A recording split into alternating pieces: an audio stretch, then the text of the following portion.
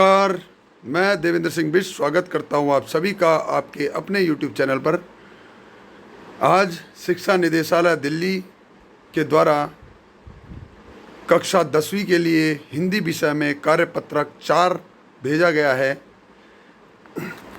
जिसमें एक गद्यांश दिया गया है और उससे संबंधित कुछ प्रश्न दिए गए हैं जिनके उत्तर आपको करने हैं।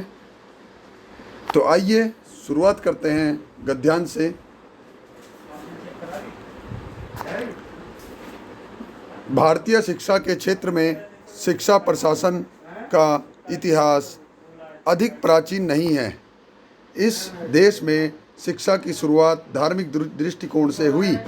देश के प्रशासकों ने शिक्षा में रुचि कम प्रदर्शित की।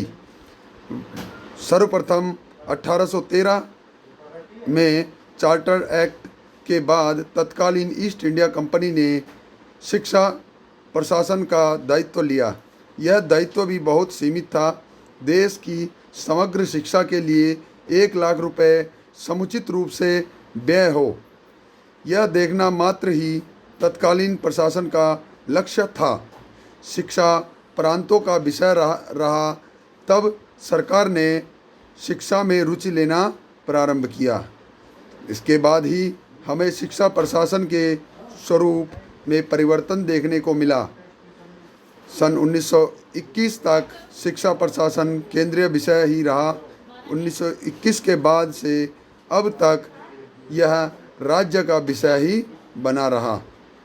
कुछ महत्वपूर्ण अधिकार यथा राज्यों को सलाह देने का काम, समग्र देश की शिक्षा नीति आयोजन, देश के शिक्षा संबंधित आंकड़ों का प्रकाशन, विशिष्ट क्षेत्रों की शिक्षा, वित्तीय अनुदान, राष्ट्रीय स्तर की संस्थाओं का संचालन आदि केंद्र के अधीन रहे। फिर भी समग्र रूप से शिक्षा संविधान में राज्य सूची में होने के कारण प्रशासन का ही विषय बना रहा। अक्टूबर 1976 में इस विषय को समवर्ती सूची में ले लिया गया। आशा की जाती है कि केंद्रीय प्रशासन अब अधिक सक्रिय और महत्वपूर्ण भूमिका निर्वाह कर सकेगा। तो प्यारे बच्चों, ये हमारे देश की जो आधुनिक शिक्षा है उससे संबंधित एक गद्यांश दिया गया है, जिसमें 1813 में चार्टर एक्ट के बाद भारत में शिक्षा व्यवस्था आई, जो कि एक धार्मिक रूप से थी। मिशनरी स्कूलों में पढ़ाई होती थी, लेकिन हमारे देश की जो शिक्षा व्यवस्था है वो एकदम नई नहीं है। हमारे यहाँ गुरुकुल व्यवस्था पहले से ही मौजूद थी। गुरुकुलों में आचार्यों के द्वारा शिक्षा दी जाती थी, बच्चे पढ़ते थे। लेकिन जब चार्टर एक्ट आया 1813 में, तब से विद्यालयों का निर्माण होने लगा। लेकिन उस समय भी यह क्या था, केवल 1 लाख रुपए खर्च करने थे सालाना। तो इसी आधार पर शिक्षा व्यवस्था रही, बहुत ही लचर व्यवस्था थी। 1921 में शिक्षा प्रशासन केंद्रीय विषय रहा। 1921 तक यह केंद्र सरकार के अधीन ही रहा और 1921 के बाद यह राज्यों का विषय बना।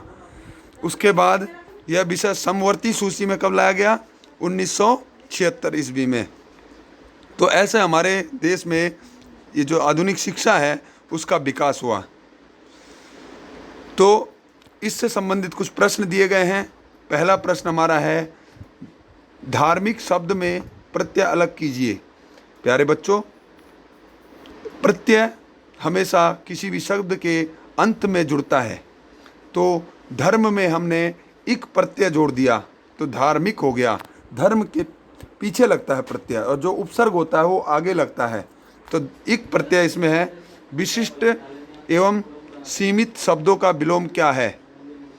विशिष्ट का विलोम शब्द हो गया साधारण, और सीमित का असीमित, जिसकी कोई सीमा ना हो। इसमें लिखा गया है कि अगला प्रश्न हमारा, शिक्षा को समवर्ती सूची में किस वर्ष शामिल किया गया? तो ये शिक्षा को समवर्ती सूची में 1976 में 1976 में समवर्ती सूची में शामिल किया गया। शिक्षा से संबंधित 1813 में चार्टर एक्ट का मुख्य उद्देश्य क्या था?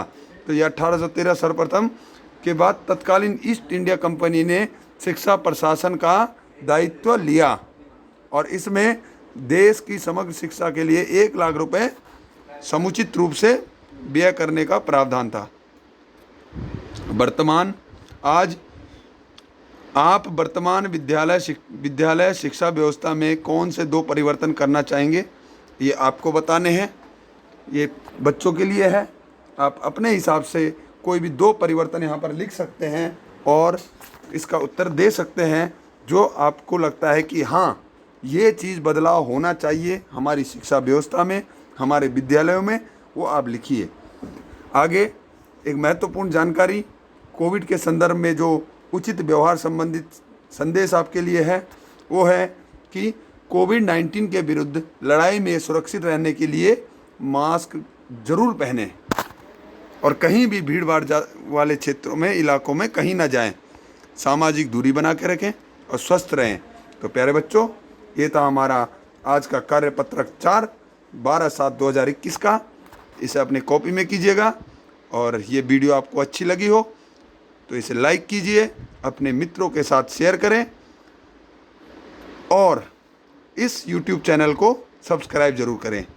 आपके पिछले सारे कार्यपत्रक इसी चैनल पर आपको मिल जाएंगे। तो मिलते हैं अगली वीडियो में, तब तक के लिए नमस्कार।